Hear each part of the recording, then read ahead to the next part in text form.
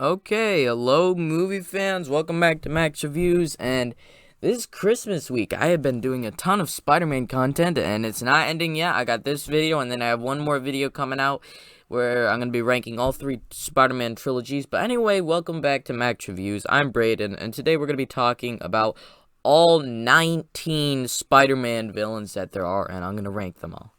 And there was still 19 in total, like, villains before Spider-Man No Way Home, but we did see 5 of them return, so I think, they definitely changed some spots a few times, so I'm gonna be ranking it, and most of these villains, I think, are okay. There's a bunch of amazing ones, and then there's quite a few bad ones, so, let's get started with the very last place. The 19th place here is gonna be the Rhino from The Amazing Spider-Man 2, and I just gotta say, they had Paul Giamatti, I think, act this guy, and I like Paul Giamatti. He's fine. He's not a huge actor, but he's okay. And then just every scene with the Rhino is horrible. You remember it, but you just remember it as horrible.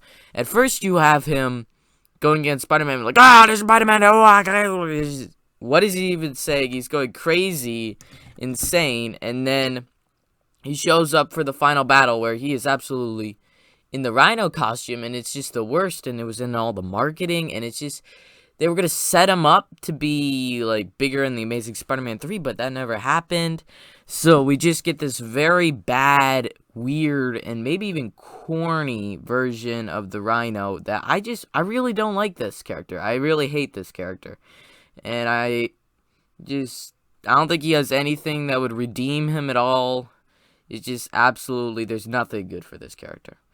18th place here, another villain that I really don't like is going to be Riot. I am also going to be doing the Venom movies, so there's only 2 villains, so I decided to add him in. But Riot here, the actual guy to be in Riot, I can't remember his name, but he's just the worst. The first scene that you see him in, he's telling this little girl, don't let people cut you off and interrupt you. And then he just interrupts her and leaves. And then Riot he is like one of the worst, he's the worst part about the entire movie, because the first hour, we have him and Venom get out, and then he stays in Japan or whatever for half a year.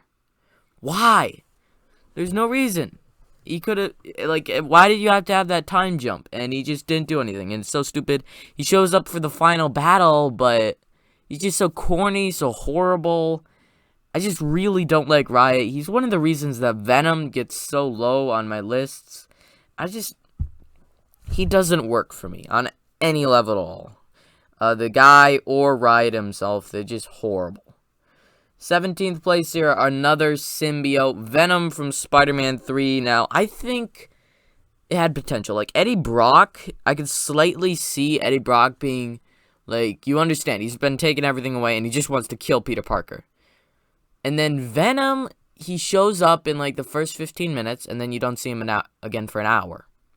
He's just missing from the movies. The worst villain in the entire Tobey universe, the Raimi films. And he also, for the final battle, I think he looks pretty cool. He looks comic accurate. Nowhere near as good as Venom from the Venom movies, but he looks pretty comic accurate. But he just, you take the face off and you see the Topher Grace with fangs. And he does not look good with fangs. He looks horrible with fangs. He looks so ugly with that.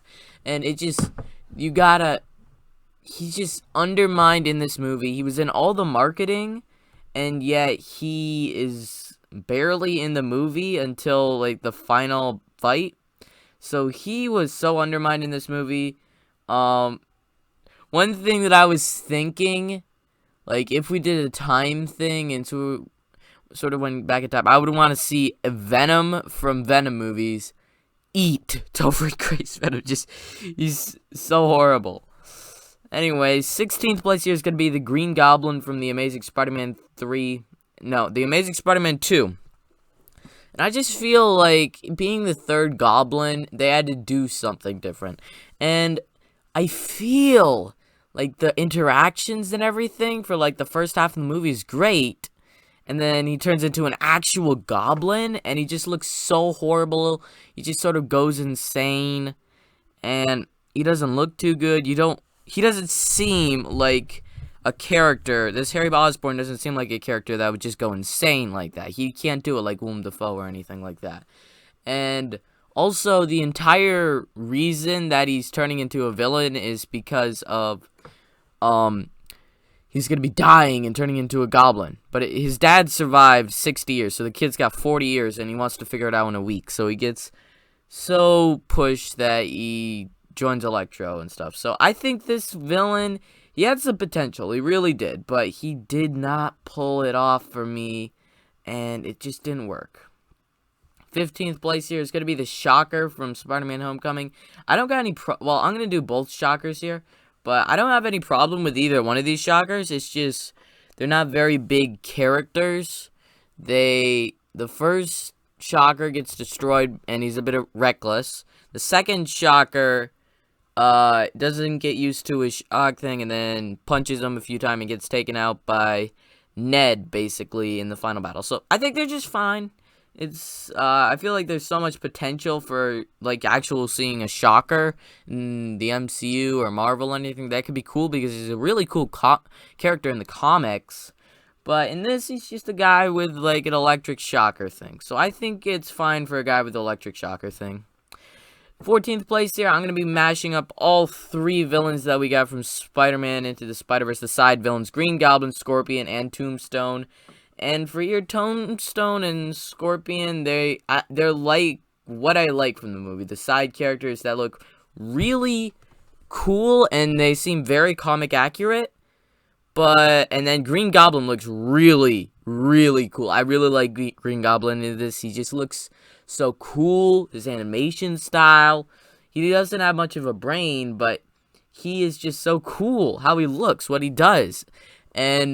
But coolness factors and stuff, I don't think they're just like side villains. They don't have money intentions. They just work for Kingpin.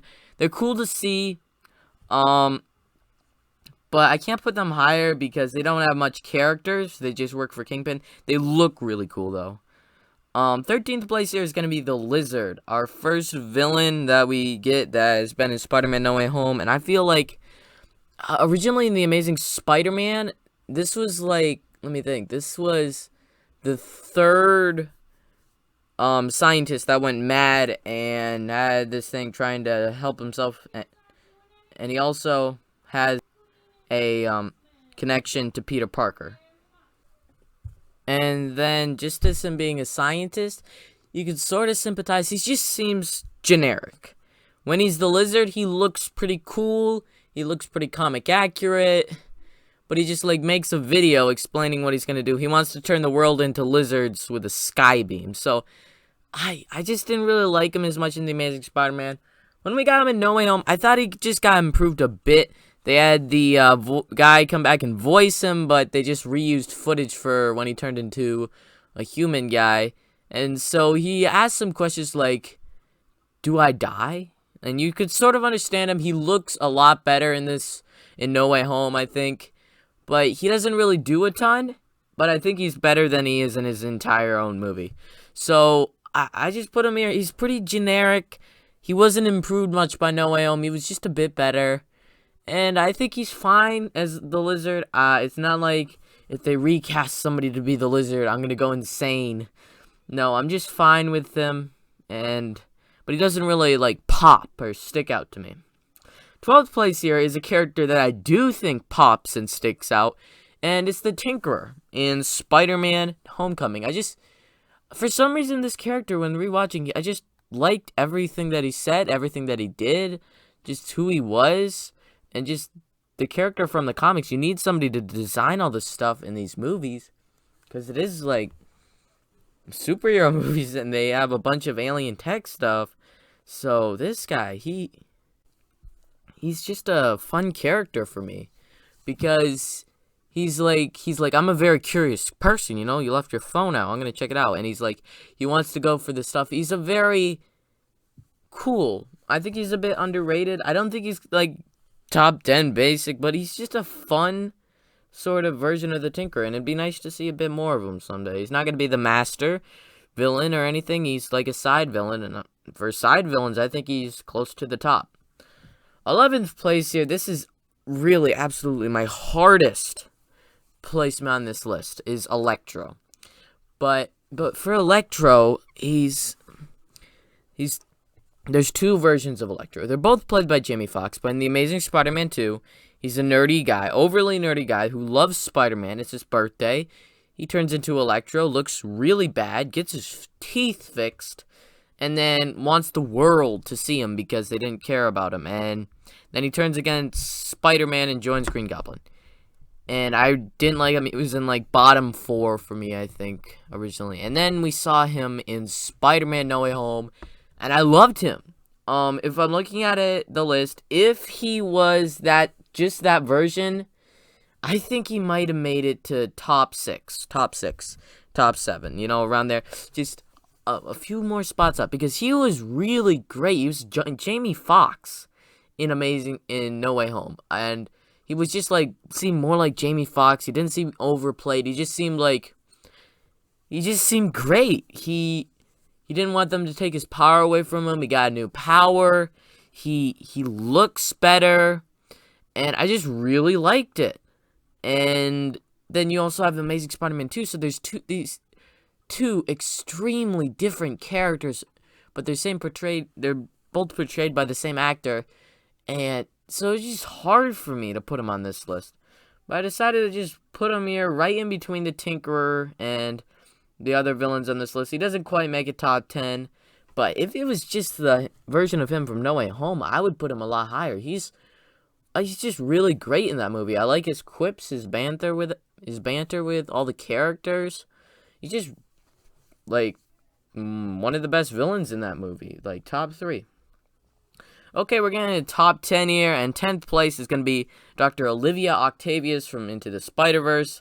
I just really think that this was a cool version of Doc Ock, but because it was Olivia Octavius, and you see her before doing the science thing in his school. She's a scientist, and she's just very interested and can't wait to see Peter die, kind of thing. And then her action is really cool when she has it. It seems very smooth with the stuff, and she's just a fun character. I like her as a villain. And then she might not be the greatest to be taken out just by a van, a train, but I'm fine with that. She was just fun. It was nice to see her, and she was pretty good character for Into the Spider-Verse. Just another really thing that I liked about the movie. 9th place here is going to be Sandman. This is another one that's hard to place, because in Spider-Man 3, I think he's okay, and he's pretty generic, killed Uncle Ben kind of thing, but also, then in Spider-Man No Way Home, he's the character that has moved up the least for me from Spider-Man No Way Home. He's basically the same character, and he doesn't do anything better than in Spider-Man 3, I don't think. He has some okay action, and then they do the same thing with Lizard with him, where they had the guy come back to voice him, and then they just reused footage. So, yeah, I think he's okay. He looks very comic accurate. Sandman just is made out of sand. Cool situations with that. He looks a lot better in No Way Home than he does in Spider-Man 3. I don't think the technology was good enough for them to be able to turn him into a big Sandman. He didn't really look made out of sand. It looked pretty cheesy at times. In No Way Home, he looks a lot better. I don't know why is this high. I think he's fine. Okay, in 8th place here, we're sort of getting to the ones that I like a good amount. 8th place here is going to be Carnage. Just Carnage. He's the he's the only villain that gets their name in the movie, other than Venom, and he's not a villain. So, well, he's not a villain in his movies yet. But Carnage, I just thought was a fun character. The Woody Harrelson version of him is great as the guy that wants to get his girlfriend back, kind of a thing. Oh shoot, guys, I forgot to put Shriek in here. Yo! Oh, yikes. Oh, well, anyway, I'm not gonna edit her in or anything. I just think if Shriek was in here, she would be right in between. I think she'd be between all the 3 villains from Spider-Verse and the Shocker, so that would put her in 15th place. So I guess there is 20 villains. Oh, yikes. Well, anyway, I'll just do 19. Sorry, guys, I forgot about her. But that's basically her. She's pretty forgettable. But, for Carnage, she's just, you could do the action. I don't really think that you could 100% go Carnage if it's a PG-13 rated movie. They did their best. Woody Harrelson did a great performance. It's pretty cheesy at times, it can get. But I'm just fine with Carnage. He's okay. And the way he dies, with Venom just eating him, it just works. Sorry I forgot about Shriek. That was my mistake. 7th place here is going to be the Prowler from Into the Spider-Verse. I think this was great subversion, expectations and then subversion, having him be Miles' uncle and then seeing like the Uncle Ben plotline twisted, sort of a thing. They did that in No Way Home, but they just twisted it in this pretty well. And the music for him, whenever he shows up, that music score is just showing up, and you just remember that so much. And his character design is great, and then him being Miles' uncle changes your whole perspective on the character. You don't 100% understand, like, he's another henchman for Kingpin, so he can't be higher than Kingpin, but I think it was just really cool how they did this. His music is the most memorable music in the film for, like, score, and just, he looks great, he's cool, and it's nice to see him actually put on the big screen.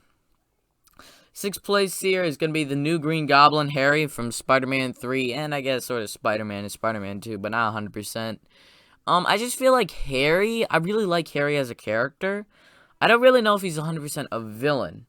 I don't like him as a villain too much, but if you sort of combine it, I think he's pretty good. The amnesia stuff with him, I think I'm fine with, but him versus Harry, you sort of feel it when they're fighting.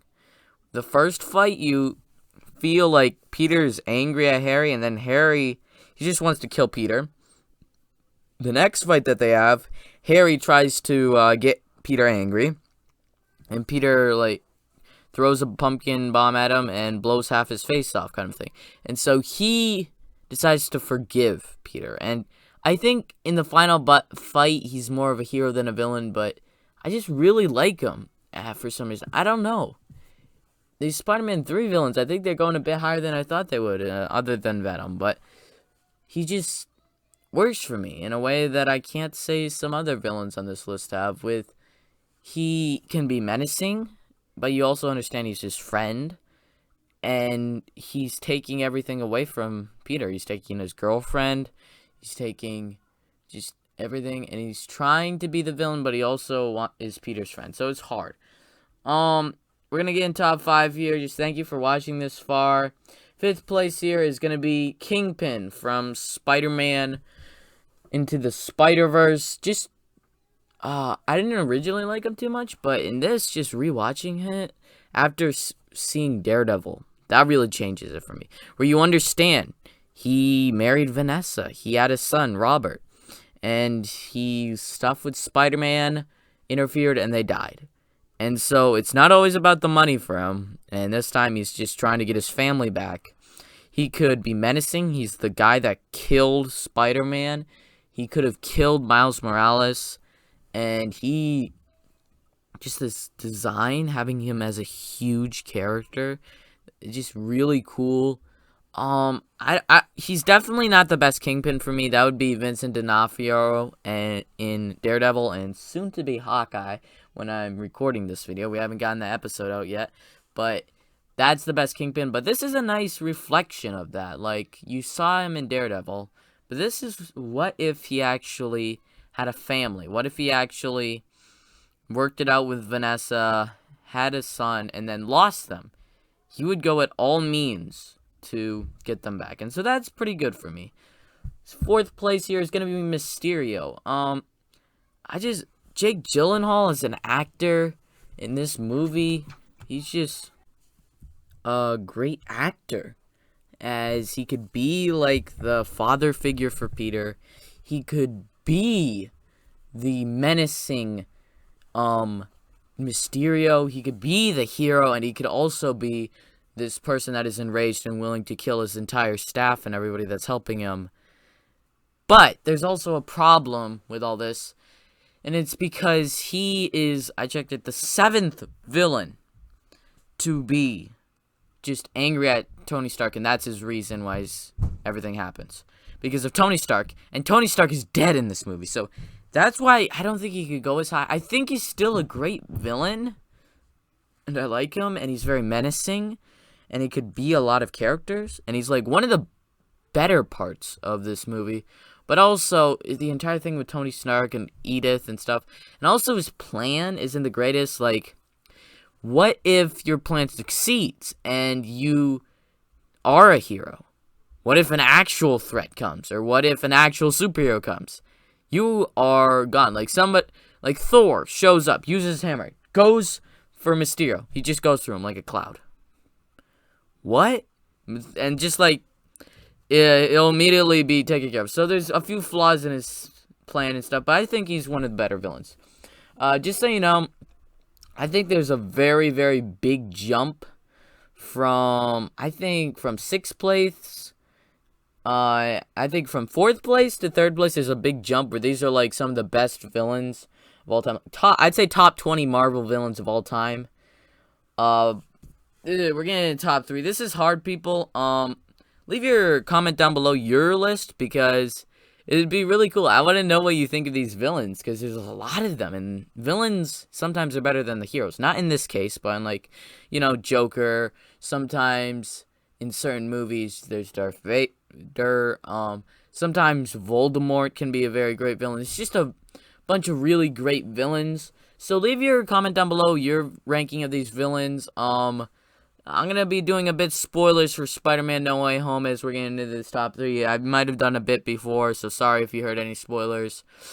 If you didn't want to, of course. So like, subscribe, and let's get to top 3. 3rd place here is going to be Dr. Octopus. Now, Doc Ock, Alfred Molina, he is the definitive version of Doc Ock for me.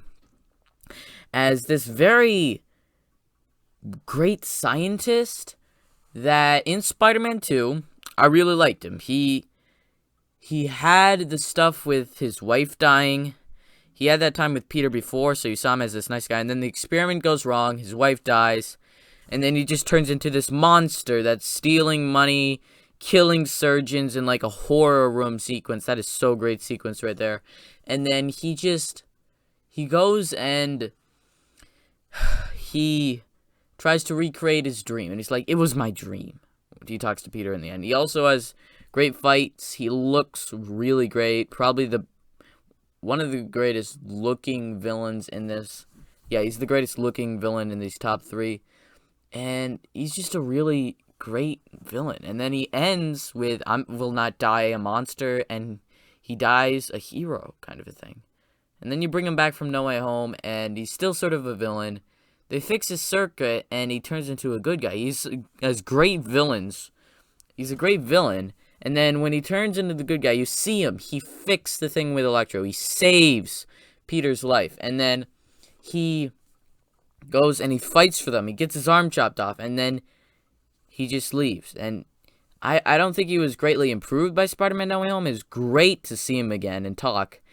He might have been improved a bit, but I just really like him from Spider-Man 2 and Spider-Man No Way Home. He was just great. He's top tier villain for there. And I just really love him as a villain.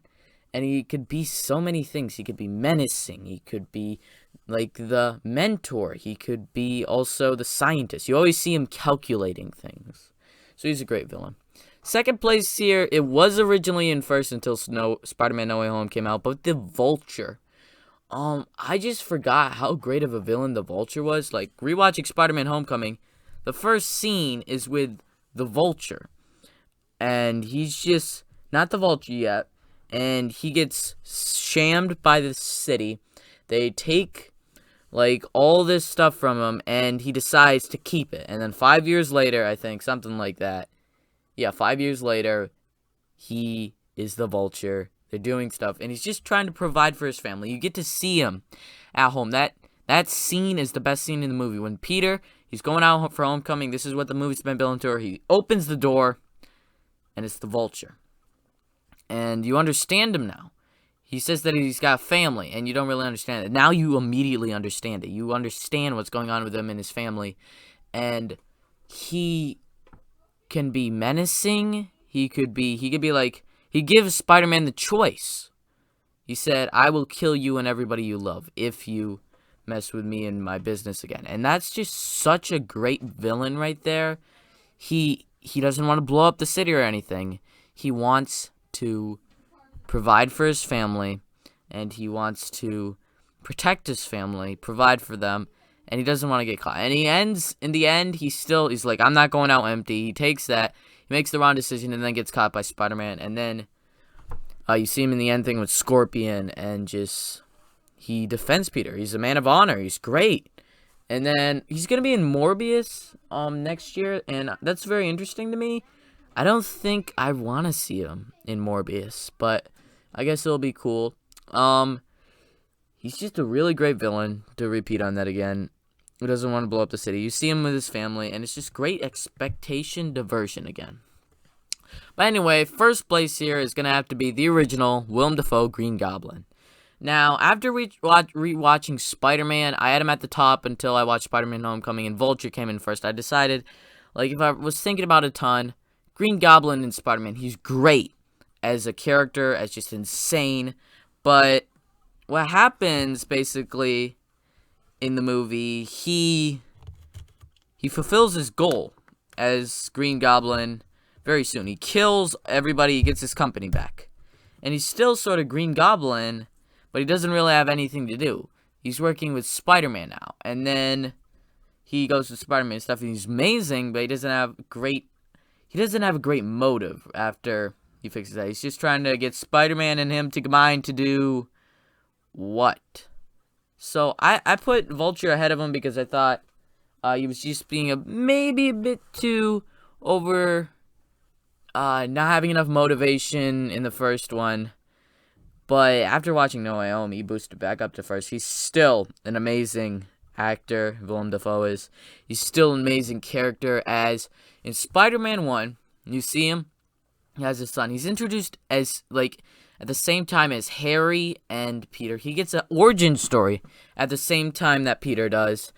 And he kills people. He goes on a rampage. He kills his co-workers. He gets on top again. And then he decides to, like, blow up the other people's stuff.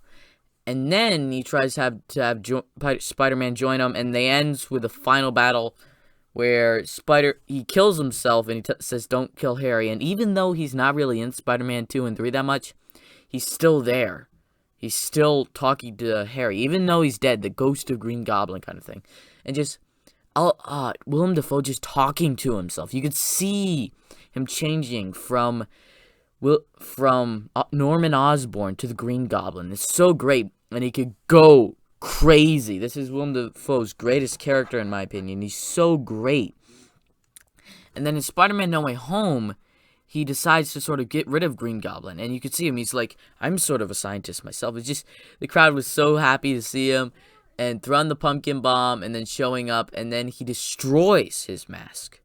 And then he gets a really cool look. And he kills Aunt May. He affects the movie so much in this. He's the best villain in No Way Home. And then you have this big fight, him versus Peter. He's just taking punches. He doesn't care. He is insane. He is such a great villain as a character. And then Peter decides to forgive him, and he stabs Tobey Maguire Peter. And just such a great villain. And then he leaves. And it's just, he affects the movies and the Peters so much. And I just really love him as a villain. He's one of the greatest villains of all time. Comic book villains of all time. He's just insane, amazing. He's just so wonderful. So, thank you for watching. I'm Brayden. This is Max Reviews. And Merry Christmas, as we're getting really close. I think it might be next few days. one more Spider-Man ranking coming out. Subscribe for that. Like this video, please. Comment down below your ranking. Braden out.